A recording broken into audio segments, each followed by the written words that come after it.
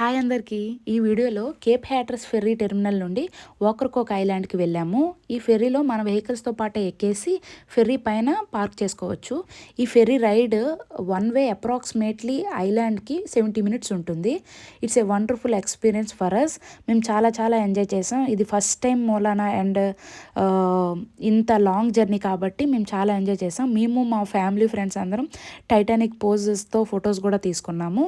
It's really best experience అని చెప్పొచ్చు నా లైఫ్లో.